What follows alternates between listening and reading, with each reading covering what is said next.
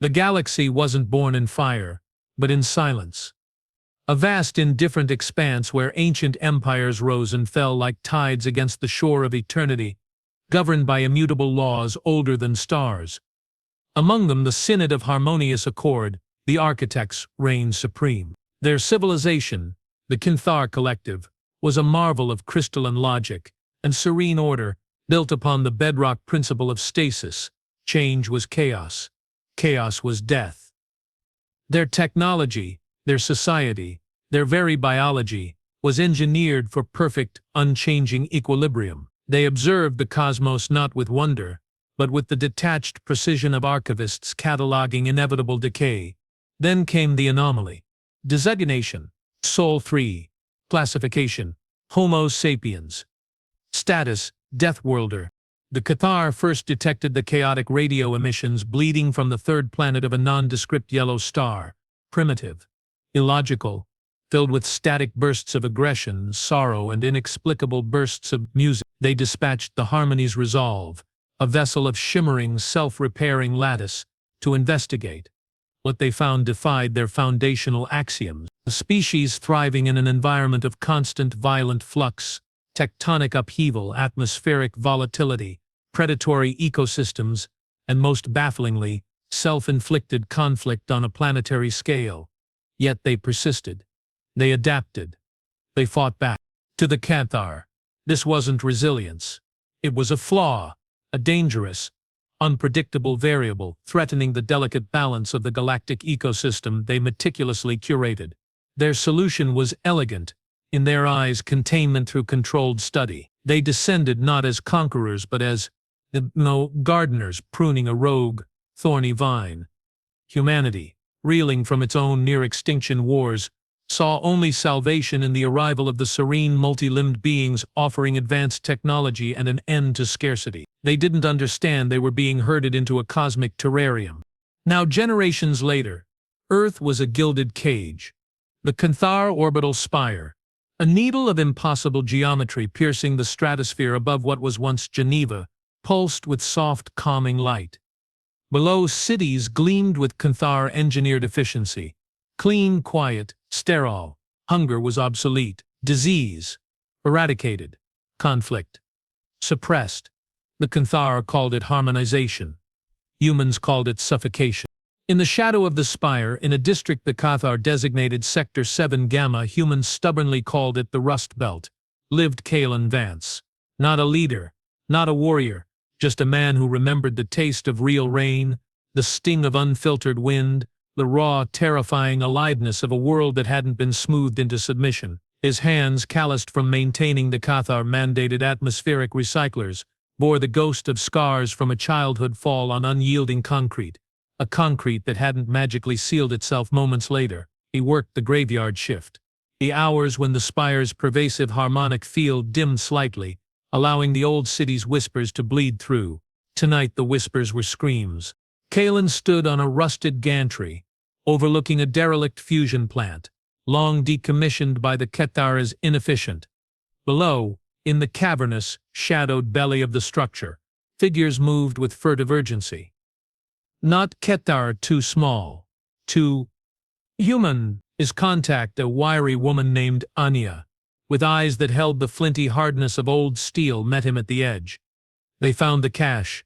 Kill, she hissed, her voice barely audible over the hum of distant city systems. The real cache, not the decoys. Kaelin's stomach clenched. The cache, decades of scavenging, of risking Cathar surveillance drones, of trading precious pre-harmonization artifacts on the black market.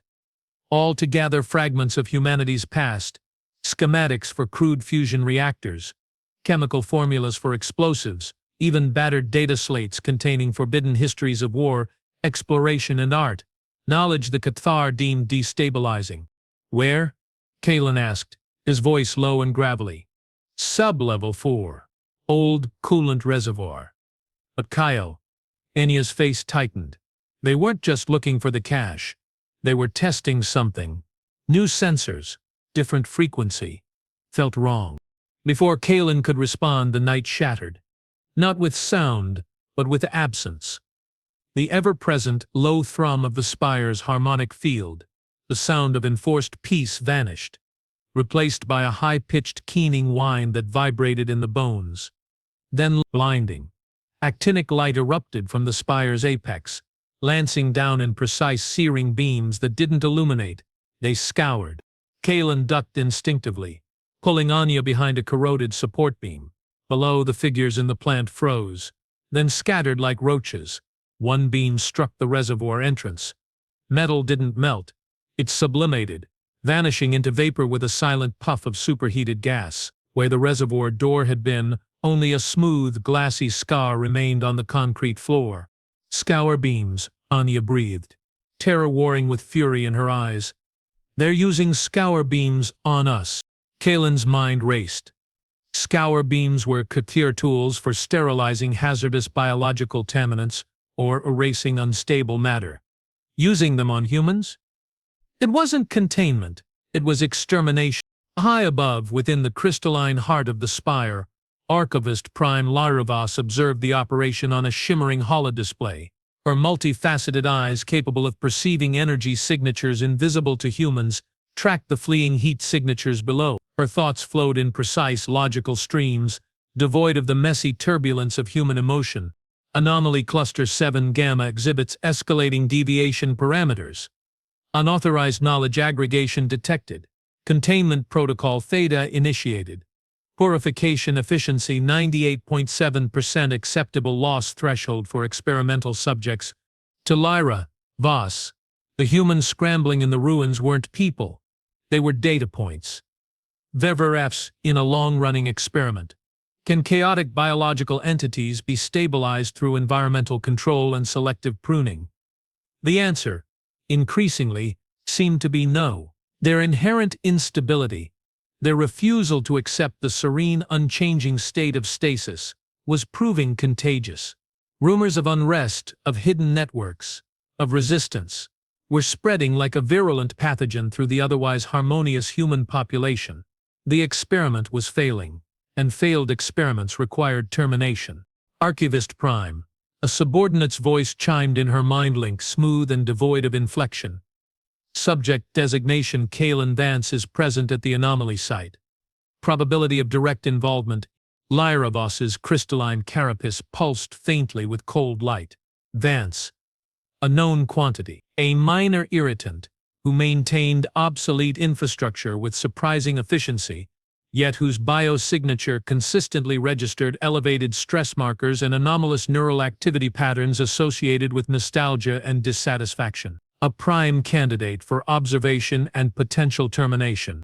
Mark him, Lyra Voss commanded, her mental voice sharp as fractured quartz. Priority Alpha.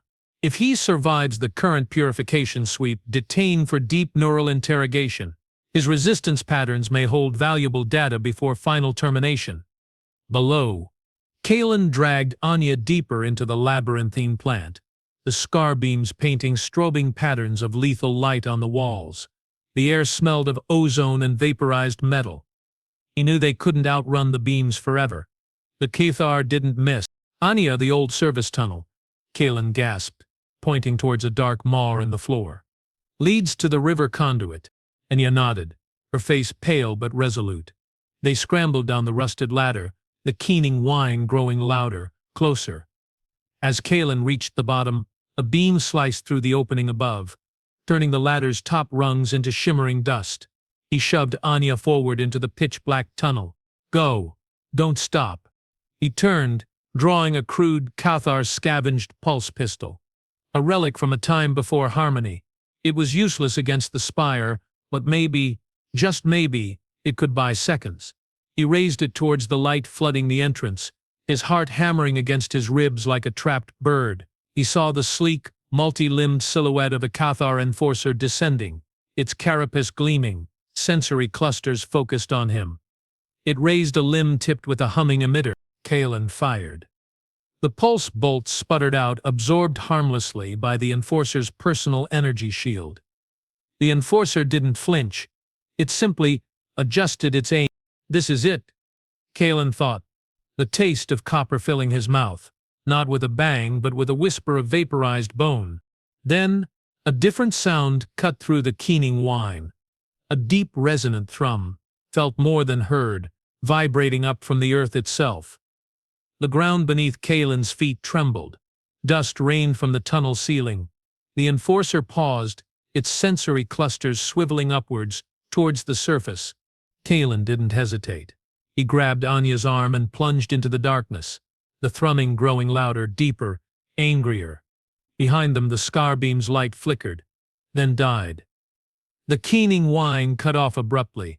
An unnatural silence descended, heavier than before. High in the spire, Lyra Voss stared at her holodisplay. The Scour-Beams had deactivated. Not by her command. The harmonic field stabilizers were fluctuating wildly, and deep beneath Geneva, seismic sensors registered an impossible energy signature, a resonance frequency that shouldn't exist. One that vibrated against the fundamental harmonics of Cathar technology. It was chaotic, unstable, human, a cold dread, an emotion she hadn't felt since the early, uncertain days of the experiment. Coiled in her crystalline core, the anomaly wasn't just resisting. It was fighting back, and it was using something new. The thrumming saved them. It wasn't an earthquake, but the resonance pulse, deliberately triggered from deep within the planet's crust. A forgotten geothermal tap, jury-rigged by the Rust Belt network using scavenged Cathar frequency modulators and human ingenuity. It overloaded the localized harmonic field generators, creating a temporary blind spot.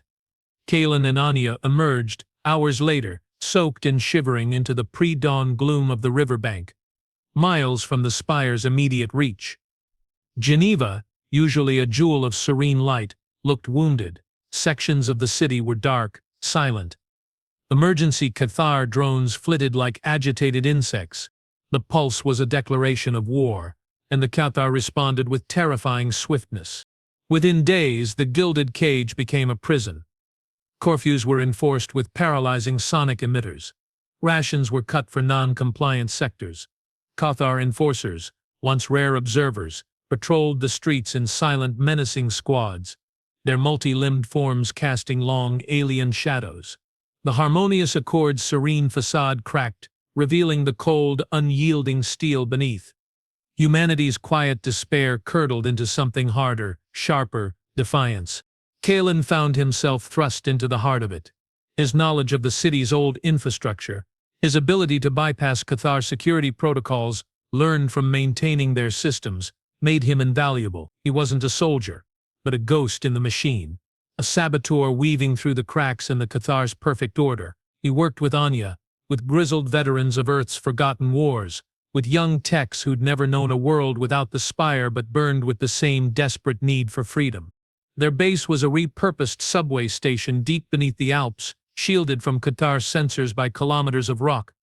Here, amidst flickering emergency lights and the hum of jury-rigged generators, humanity's resistance coalesced. Maps covered the walls, marked with Cathar patrol routes, energy signatures, and potential weak points.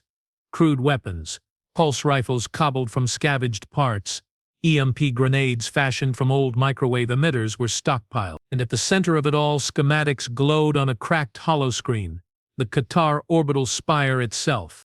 "We can't take it head-on," growled Boran, a former engineer whose face was a roadmap of old burns.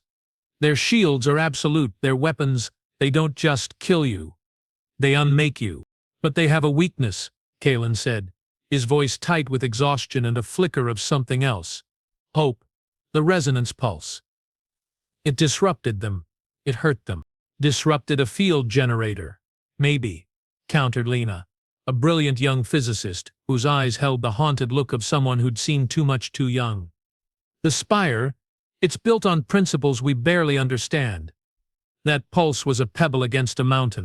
Then we find a bigger pebble, Anya stated flatly, cleaning a pulse rifle with meticulous care. Or we find the mountain's fault line. High above, in the Spire's crystalline sanctum, Lyra Voss grappled with the impossible. The resonance pulse had been a shock, but manageable. What followed was perplexing. Human resistance cells were coordinating with unprecedented efficiency. Sabotage attempts were becoming more sophisticated, targeting not just infrastructure but the harmonic integrity of Cathar systems. They were learning, adapting, faster than the experiment's parameters predicted. Worse, internal dissent was stirring within the Kater collective itself. A faction, led by the pragmatic strategist Calethorn, argued for immediate, total sterilization of Sol 3. The anomaly is metastasizing. Calethorn's mental voice resonated in the Scenid chamber, cold and final. Its chaotic influence threatens the stasis of adjacent systems. Terminate the experiment. Purge the variable. Lyra Voss resisted. Premature termination wastes valuable data, she countered, her thoughts sharp. Understanding the source of their anomalous resilience could yield insights into stabilizing other chaotic systems. We must observe the resistance to its conclusion. Observation is a luxury we no longer possess, Archivist Calethorn retorted. They are not merely resisting containment. They are attempting to reverse engineer our technology. The resonance pulse utilized harmonic principles derived from our own field generators. They are learning to fight with our own logic. The accusation struck Lyra Voss like a physical blow. Humans using Kathar principles. It was heresy, an inversion of the natural order. Yet, the data supported it. The pulse had used a counter-frequency derived from Kathar harmonics. Ow! The humans lacked the theoretical framework, the neural architecture. Unless the experiment itself had changed them. The thought was terrifying. Had exposure to Kathar technology intended to pacify, instead awakened something latent in the human genome. A capacity for harmonic manipulation they never possessed before. The implications were staggering and deeply threatening to the Kathar's core belief in their own unique, divinely ordained order.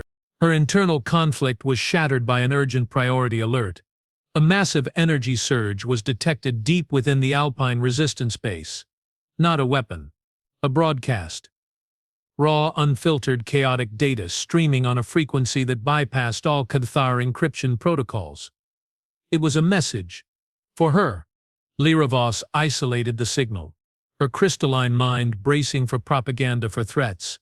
Instead, she found schematics, not of weapons, of the Kathar orbital spire's core harmonic regulator, with annotations.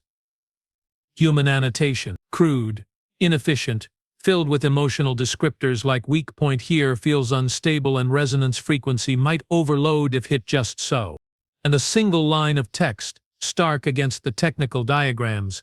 You called us an experiment. We are the scientists now. Rage, cold and pure, flooded Lyra Voss's consciousness. Not just defiance, arrogance. They dared to dissect them, to treat the architects as specimens.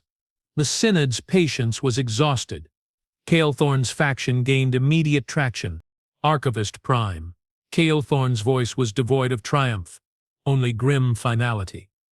The anomaly has proven its inherent instability and hostile intent. Authorization for final purification protocol is granted. Commence sterilization of Sol 3 biosphere within 24 standard cycles. Lyra Voss felt a strange hollowness. The data, it was still incomplete. But the Synod had spoken. Stasis demanded it. She transmitted the command sequence, her mental signature cold and precise. The spire's apex began to glow with an ominous, building intensity, a light that promised not harmony but absolute silent erasure. Down in the Alpine base, Kalen watched the spire's light intensify on their monitors. The air crackled with static. Lina's face was ashen. They're powering up the main scour array. Not for localized beams. For planetary saturation. They're going to wipe the slate clean. Silence descended on the base, thick and suffocating. The defiance that had fueled them curdled into despair. Bort slammed his fist on a console. All this, for nothing? Anya looked at Kalen, her eyes searching his. What now, Kale? Kalen stared at the glowing spire on the screen, then at the annotated schematics of its core regulator. He remembered the feel of the resonance pulse, the way it had vibrated in his bones, the way it had hurt the Kathar. He remembered the taste of real rain. He remembered the ghost of scars on his hands. They think they understand us, Kalen said, his voice low but cutting through the despair like a knife. They think we're just chaotic animals, reacting blindly. They don't understand why we fight. They don't understand why we fight. They don't understand what we are. He turned to Lena, his eyes blazing with a desperate, terrifying idea. Lena, that resonance pulse. It used their harmonics against them. What if we don't just disrupt the field? What if we overload the source? What if we make the spire sing until it shatters? Lena's eyes widened. The core regulator. It's designed for perfect stability, introducing a chaotic high-amplitude resonance at its fundamental frequency. It could cause a catastrophic harmonic cascade. The entire spire could explode, or unfinished, a grim smile touching his lips. I like the sound of that. But the power required, Lena trailed off, looking at their jury-rigged geothermal tap. It's nowhere near enough. Kalen's gaze fell on the schematics again. On the annotations. On the words feels unstable. He remembered the old fusion plant. The way the Kathur tech had sublimated. The way human materials hadn't. The Kathur saw instability as weakness.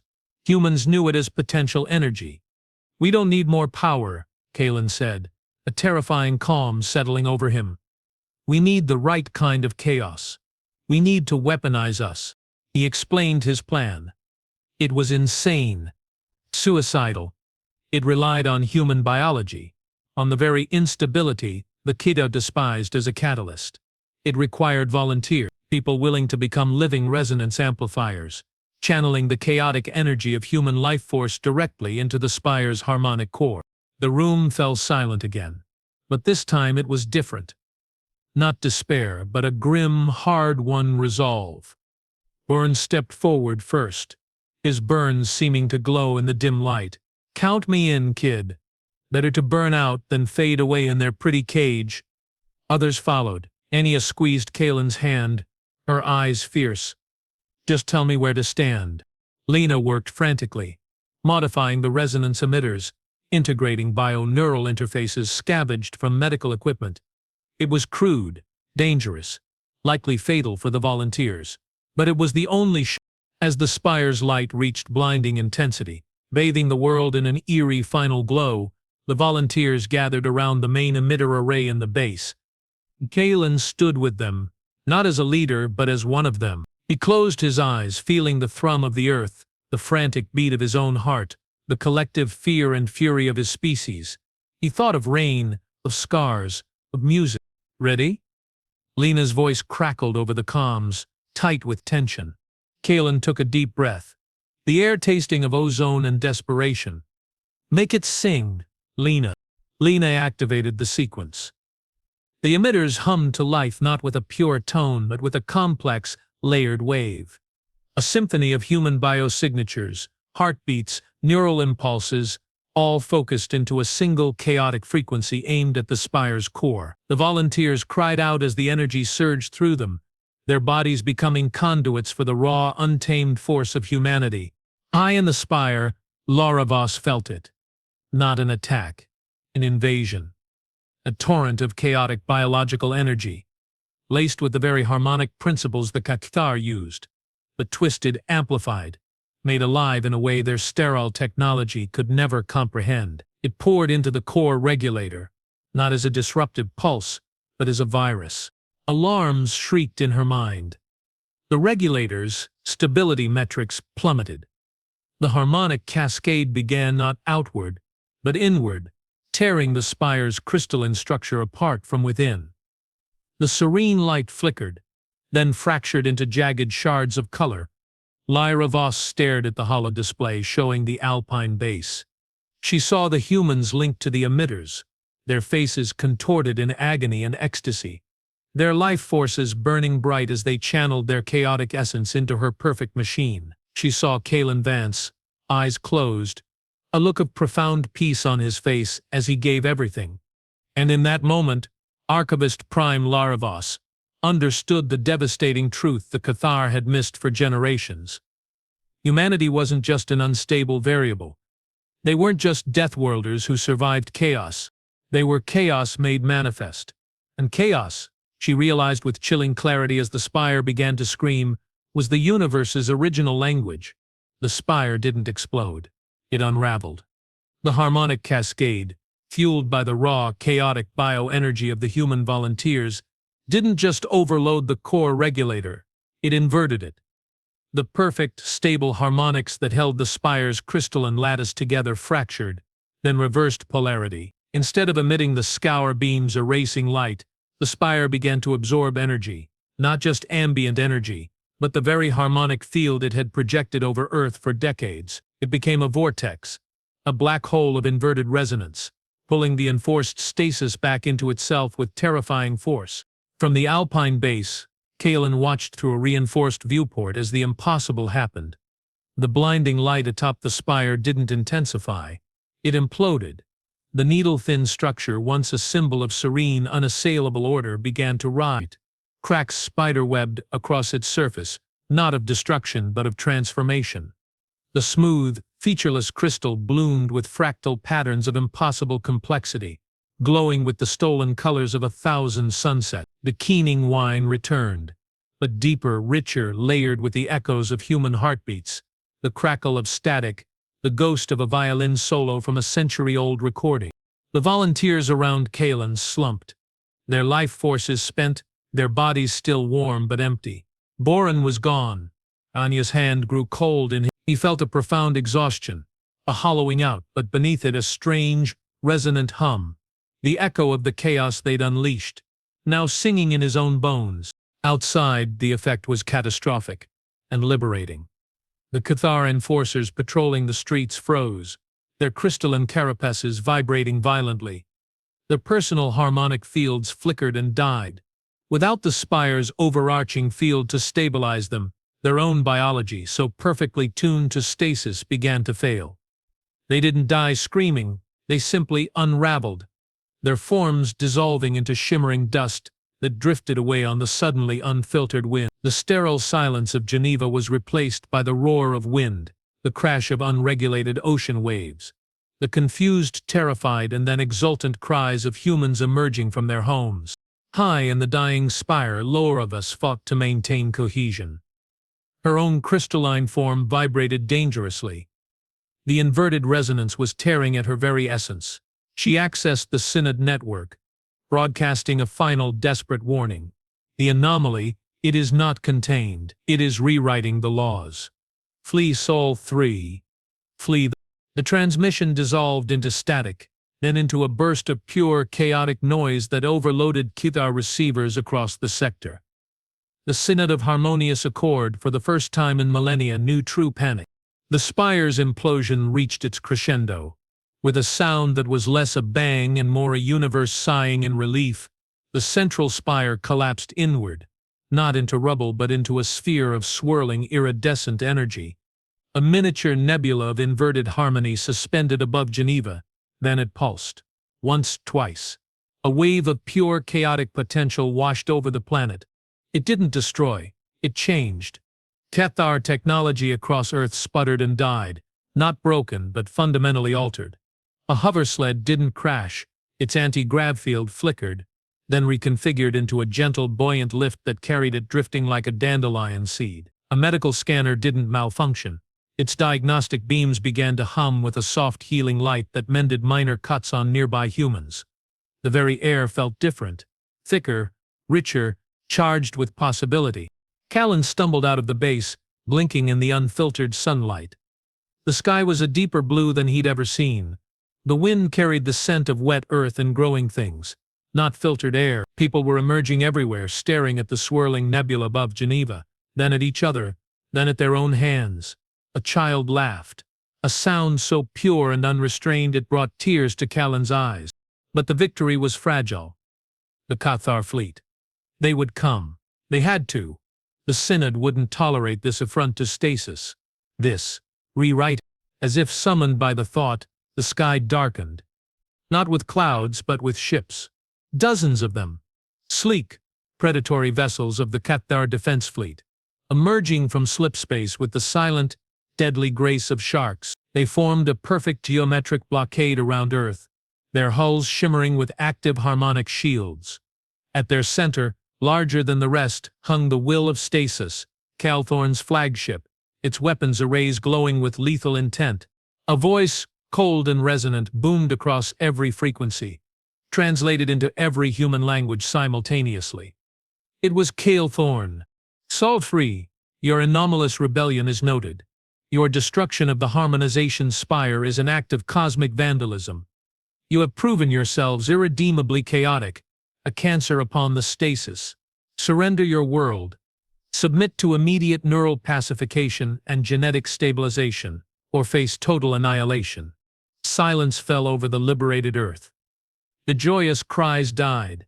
People looked up at the fleet, then at the swirling nebula, their only shield, their only weapon, and felt the crushing weight of inevitability. They had broken their cage, only to find themselves surrounded by executioners. Kalen looked at the fleet, then at the nebula. He felt the hum in his bones, the echo of the volunteers' sacrifice. He understood now. The nebula wasn't just debris. It was the seed. The inverted harmonic field, the chaotic potential made manifest. And it was resonating, not just with Earth but with something deeper, with the planet itself, with the chaotic heart of the solar system. He turned to Lena, who stood beside him, her face pale but her eyes alight with the same terrifying understanding. Lena, the resonance. It's not just in the nebula, it's spreading through the solar wind, through the magnetosphere. It's tuning the whole system. Lena's breath caught, like a tuning fork, but for chaos. Kalen's mind raced, connecting the dots with the desperate clarity of the doomed. The Cathar ships relied on perfect harmonic fields for shields, for propulsion, for existence.